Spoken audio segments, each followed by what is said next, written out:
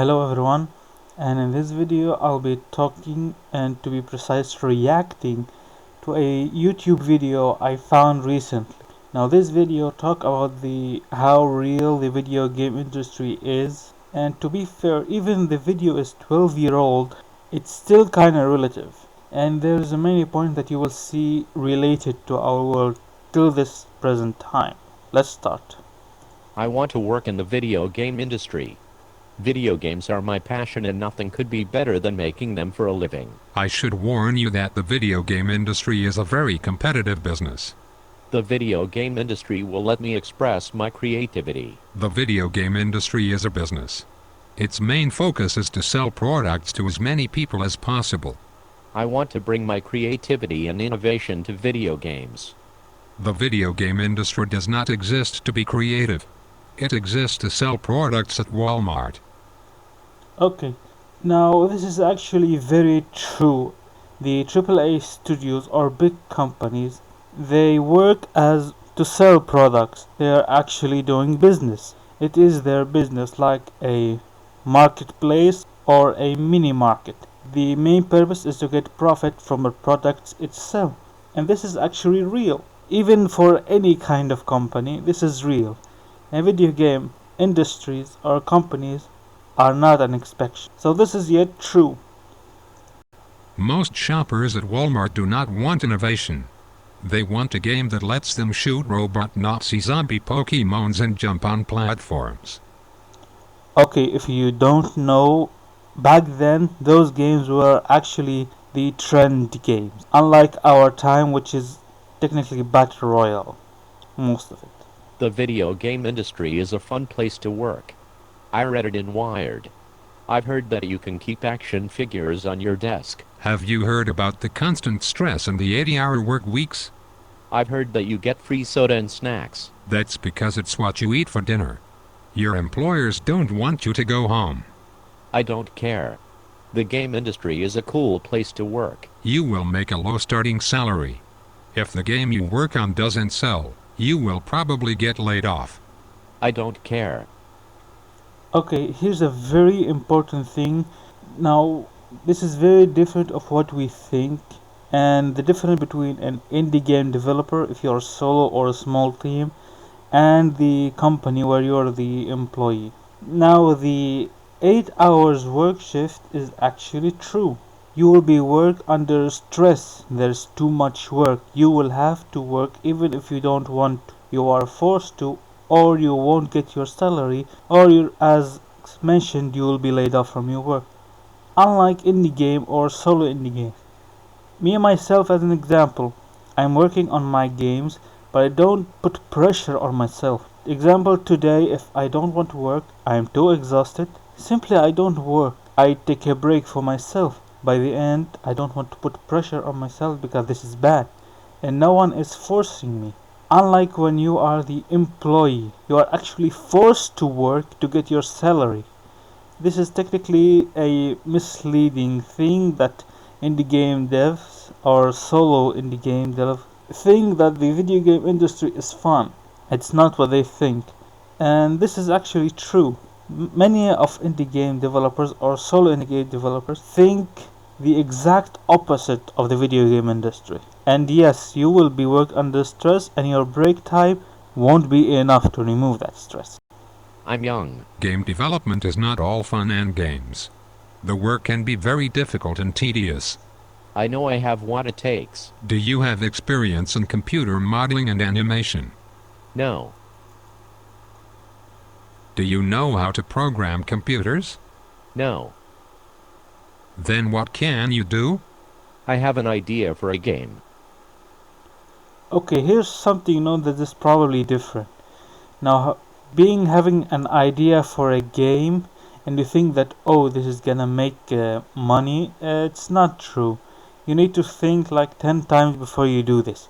And if you don't have experience with coding, either designing or animation, technically this is not a problem in our modern time. You see, Unity or Unreal or many game engines now have the visual scripting, where actually you don't need to learn programming or coding, but you can create the game using visual system like Unreal Engine Blueprint or the Unity Bolt. Back then, such thing didn't exist, even though if you want to say Unity was released to the public like 2009. And this video is in 2010, so such engines weren't known at that time. You would have to create your own engine. Things were harder for indie game developers. You cannot just tell people you have a game idea and expect to get a job in the industry as a game designer. But my idea is great. What is your idea? I can't tell you. You might steal it. You cannot just expect someone to hire you because you say you have a good idea. This is actually true, and having an idea and worrying about others steal it, you should stop thinking like that, because probably your idea is inspired by something. Besides, everyone has game ideas. Nobody cares about yours. My idea is unique. Well, tell me a little about your idea. Okay, it's set in the year 2324. Humans have discovered an alien artifact on the planet Xylon. When scientists activate the artifact, it releases a strange field that begins to turn everyone in the colony into monsters. Only a top secret, genetically enhanced. Okay, stop. First of all, that is not a game idea. It is only a story. Second of all, that is the most unoriginal story ever. But I haven't told you about the zombies. Or how the player is actually a ninja who was cryogenically frozen by aliens in the 12th century. Or how you need to hack into computer systems too. Now you are just taking an unoriginal idea and mixing it with other unoriginal ideas. That is not original. And it is still only a story. It will be a first-person shooter, except you have a gun that changes gravity. How do you know that that will be fun? The artificial intelligence will be better than any game on the market. It will use neural networks. Do you actually know what that means? Or are you just using a buzzword you heard? You will be able to make time run backwards. And it will be an MMORPG. That is not even feasible. Okay, now these features back then were very hard to make. Even the AI in many games was so weak and dumb because of the hardware capabilities, same as the programmers were very limited. You need to remember that back then, 32-bit CPUs and processors were something, unlike the 64-bit, which wasn't available to everyone. And plus the random access memory, the RAM, and the graphic cards weren't capable as now. So those ideas were very big at that time, even though accomplishing them is not possible. I'll start at the bottom. I'm willing to learn. What were you good at in school? I don't know. I got D's in all my classes. I spent all my time playing video games. So you were good at games? Yes. I once played StarCraft for 32 hours straight. My kidneys almost shut down. Perhaps you could be a tester. That would be so awesome. I could play games all day, and then give the designers ideas on how to make them better. You would not be playing games. You would be playing only one game. I don't mind. And you wouldn't be giving the designers ideas. You'd only be looking for programming bugs. I don't mind. You will play the same level over and over, day after day, until you hate the sight of it. I don't mind. I want to be a part of the team. The programmers will despise you for finding their bugs. Each time they fix a bug, they will make new bugs, and you will have to keep playing the game around the clock to find them. Your eyeballs will bleed and you will hate the game with all your heart. Nothing can take away my love of video games. Okay, there's something here that is talking about playtest. Now, playtesting isn't what you think. As an indie game developer, when I say that to people to playtest my game, I'm not forcing them nor putting them under pressure on to test a specified level. Well, the main purpose for this is for them to have fun, and if they encounter a bug, well, feel free to report it. Unlike in video game industry or AAA companies, where the tester actually is forced to play a specified game in a specified level, and his first and only purpose is to find bugs, not have fun. Just want to make this clear out that tester business or the tester job is not fun actually. You will not even be testing a good game. You will be testing Barbie's Undersea Adventure. You will be paid less than a McDonald's employee. You will work in a cubicle. No one will talk to you. I know I will be a great game designer. I will pay my dues, then climb the ladder. It might not be as easy as you think it is. This is true. At first you might think that the video game industry and to evolve and be good is an easy way, but it's not. You're gonna face too many things that it probably took more than 5 years to accomplish what you want. I'll work at a great company, like Rockstar.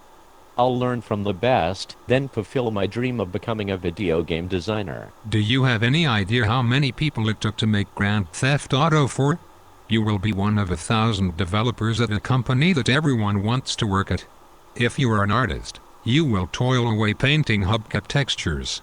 If you are a programmer, your job will be to write the code that models the lint on the game characters' shirts. Then I will join a small startup, where you have minimal funding and will have to work your asses off even harder than at a big company. Because no publisher will take a chance on an original property from an unproven studio, you will be forced to make SpongeBob SquarePants titles. Most small companies don't last long. This is actually true. You see, when Activision Blizzard or any other company releases a game, for example, let's take Call of Duty as an example. We all know that Call of Duty is being released by Activision and they are the publisher for it. But the main idea that you actually don't know the people, not just the people or the studios that work on the game. Personally myself, I don't know. I only know that Call of Duty is published by Activision. And remember, Activision at this point is the publisher, not the studio that worked on the game. The studio that worked on the game is something else. They are the publisher, which they paid for the market. Same as for Rockstar. Let's just say that GTA 5 or GTA 6 was made by Rockstar. Do you know the studios that worked on the game? Or do you have any ideas how many employees probably worked on the game? No, probably and mostly you will know that Rockstar released and created GTA 5. For example, GTA 5 is created by Rockstar. You don't say that, oh, GTA 5 is created by this studio and published by Rockstar. The publisher take all the credit while the studio take nothing. So if you are a small team with no publisher and no budget for marketing, you're actually doomed. Same as many small indie game developers. I want to work in the video game industry. What do you like to do outside of work? I like playing video games. So, you plan to spend 12 hours a day staring at a video game, then come home and play more video games. Yes. Do you plan on having friends? I will be friends with my co-workers. We are all gamers. Do you plan on having a girlfriend? Yes, of course. I will meet a girl gamer. Even though most of the people you hang out with are other single, male gamers? That sounds like a great plan. Video games are my passion. Will this be true when you're 35? Will you still care as much about dark elves and space marines? What if you have a family and want to spend more time with them? I'm sure my boss will understand. Your boss will want the game shipped before Christmas. Everyone else on your team will be working until midnight. This is actually very true. Most of now the shareholders of a company doesn't care if the game is in a state to be released or not, and the biggest example here is Cyberpunk 2077. The game is actually released and it actually wasn't ready, and the most reason why, the shareholders want it to be released, and if the game didn't release, the shareholders will remove the budget, which is mean that it's a very hard hit at that time. You need to satisfy them because they own a very big part of the company, and plus they are the one who put money on the project. They are the one who put the budget. That's why you need to satisfy them. And Cyberpunk was released before it was ready, and we all know what happened. And plus this is kind of a similar for video game addiction. I will be a valuable game designer. Your boss will receive 15 applications a day from people who think the game industry is an incredibly fun place to work, like you do now. I don't care. People will respect my creativity. Even if you do become a veteran game developer, nobody will care about your creativity unless you are one of the 10 best designers in the industry. That's true, even if you are a programmer or a game designer animator. If you look around the world, there are million and million of animators and programmers. So you won't make any effect and your name will not do any effect unless you are, well, the top guys. Publishers will want to make games based on licenses and franchises, because those are what sells, even when they are completely stale. Why do you think there are still Super Mario Bros. Games, even though the first one came out before you were born? But I want to work in the video game industry. Now, the part of the franchises, that's true. Let's take an example. If a GTA 5 released, and let's just say that at that time another game which is like a clone of GTA 5, both are the same game, both of them the same features, but this game is named GTA 5 and the other is named TTNO. You wouldn't put an eye on the TTNO game because you don't know it, but GTA, because it's known that it's a GTA and it's have a very good history, the name will sell, and this is actually true. Very well, then. Here is your controller. You will find your cubicle in the basement. The Mountain Dew dispenser is on the right. The Frito bin is down the hall. Alright, I hope you enjoyed the video. Don't forget to subscribe and like this video if you like it.